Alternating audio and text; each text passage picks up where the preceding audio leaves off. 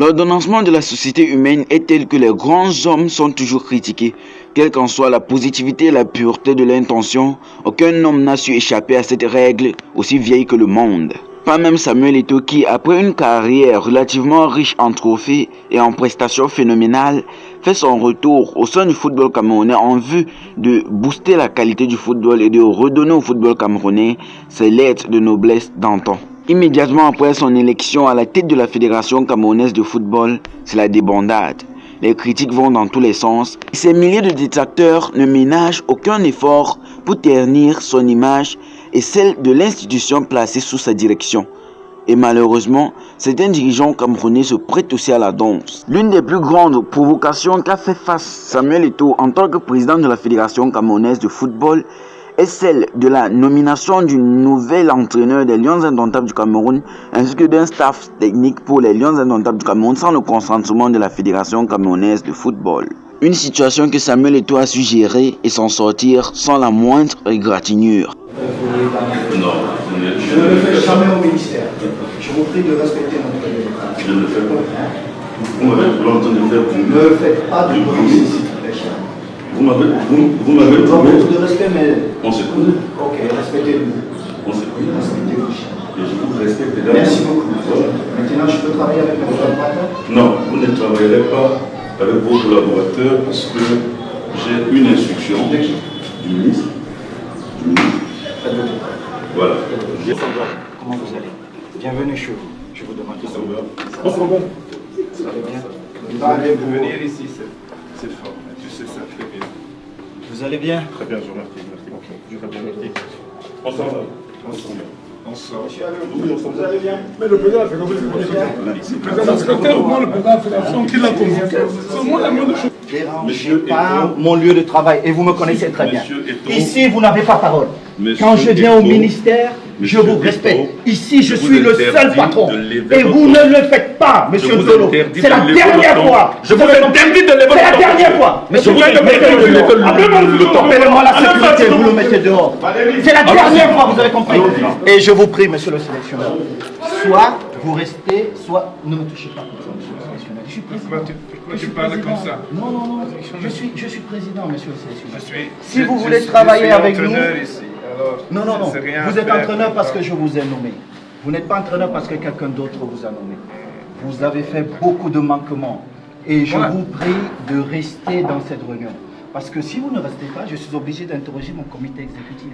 Comme la loi me le demande. Donc je vous prie une fois de plus de rester Où ici. es-tu s'il vous plaît, le monsieur le 2 mois que sélectionneur. je suis ici? Où étais-tu? Je suis le président. Ici. Je suis le président. Moi, Le président, vous ne faites pas la Non, non, politique mais au j'ai Cameroun. beaucoup- non, non, Il y a non, mais une j'ai seule beaucoup de personne respect qui pour fait vous. la politique C'est au pas le cas. Cameroun, c'est le Mais- président mais c'est Biya. moi qui décide Pour à nous. la fin qui Non, je non, non, fais. vous, Oui, ne oui. décidez pas. Non, Parce que ce que vous faites, monsieur le sélectionneur, c'est moi qui l'assume. C'est moi le président de la fédération. Ce que vous faites, c'est moi qui l'assume. Ce n'est pas vous.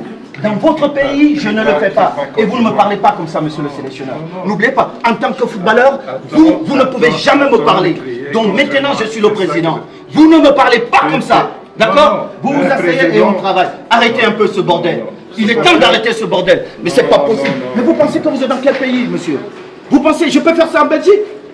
Vous pensez que je peux faire ça en Belgique, monsieur le sélectionneur? Alors, Je ne peux pas. mais comment vous pouvez faire ça au Cameroun? Jamais entraîneur. Hein?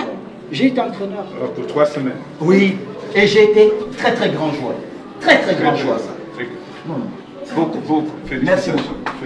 Récemment encore, une nouvelle polémique a éclaté au sein du football camerounais, mettant en scène la Fédération camerounaise de football FECAFOOT, dirigée par Samuel Eto'o fils, et l'Office national des infrastructures et équipements sportifs, l'ONIS, dirigé par l'ancien gardien de but camerounais, Joseph Antoine Bell, au sujet de la qualité de la situation des stades de football au Cameroun.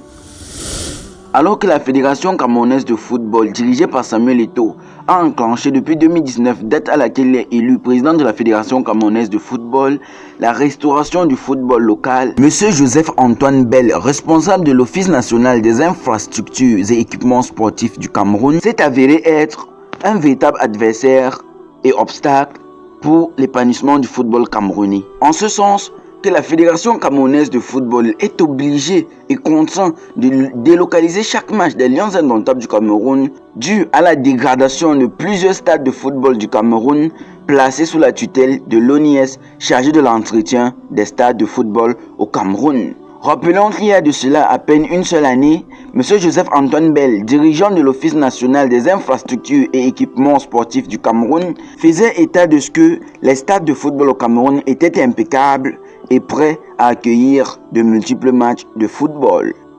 Mais aujourd'hui, il faut que tout le monde sache, la fédération la première et la CAF ensuite bien sûr, que tous les stades qui ont servi pour la CAN sont dans l'état où la CAN les a laissés. C'est-à-dire qu'ils peuvent encore servir pour des matchs CAF. Mais seulement, M. Joseph-Antoine Bell s'habille aussi bien qu'il change de version dans ses déclarations. En effet, il y a de cela quelques jours, il faisait le tour des réseaux sociaux et des chaînes télé, faisant un mea culpa exceptionnel et légendaire dont lui seul a le secret, usant de tous les arguments possibles pour justifier le délabrement ignominique des stades de football au Cameroun. Une contradiction visible à des kilomètres à la ronde qui a suscité l'effervescence au sein du football camerounais. À ce sujet, Samuel Eto'o, président de la Fédération camerounaise de football, disait d'ailleurs: Mais quand vous lisez, ils se contredisent à chaque fois. Et ça, c'est très dangereux. Toute cette polémique dans le football camerounais a réussi à diviser les amateurs du football camerounais et tous les Camerounais en général en deux camps diamétralement opposés, avec d'un côté ceux qui apprécient à juste titre le travail de Samuel Eto'o, président de la Fédération camerounaise de football, et de l'autre ceux qui le critiquent sans vergogne et n'hésitent pas à s'attaquer à la personnalité et même à l'image de Samuel Eto'o fils. D'autres souffrent de ça. Parfois, des gens me disent: mais comment tu fais pour supporter tout ça? Mais parce que je sais où est la vérité. Tu n'as jamais eu envie de tout abandonner? Non, par exemple, évidemment, la fédération... parfois tu as envie. Évidemment, plusieurs fois j'ai envie d'abandonner. Et qu'est-ce qui te donne toujours envie de continuer? C'est pas ce que les autres disent qui peut me faire abandonner. Moi, le seul fait que je viens est que sur 600 ou 700 footballeurs que nous gérons, et que deux me disent: on reçoit correctement nos salaires. Parce que nous sommes partis de zéro à quelque chose. Parce que avant qu'on arrive à la fédération, c'était un groupe de potes qui gérait le football, qui se faisaient de l'argent. J'ai dit non, je suis footballeur. Je rentre dans ce monde politique, de gestion, il faut apporter autre chose. Tu es mieux placé pour savoir. Mais tu ne fais pas pour toi, c'est ça qu'il faut. Mais moi, j'ai pas de salaire à la fédération. Voilà. Tu touches pas de salaire à la fédération? Je n'en ai pas besoin. Et souvent, quand c'est difficile, je prends de ma poche, je mets dedans. Mais ça, les gens ne le savent pas. Mais j'ai pas besoin de dire aux autres. Oui, mais c'est important que les gens le sachent pour que ça change aussi peut-être l'image que les gens ont de toi. Je n'ai pas besoin de changer mon image. T'as pas besoin de ça. J'ai pas besoin de ça. Mais heureusement, pour s'en sortir dans ces situations terriblement rigides et ces jours impies, Samuel Eto'o fils nous donne le mode d'emploi. Il faut toujours oser.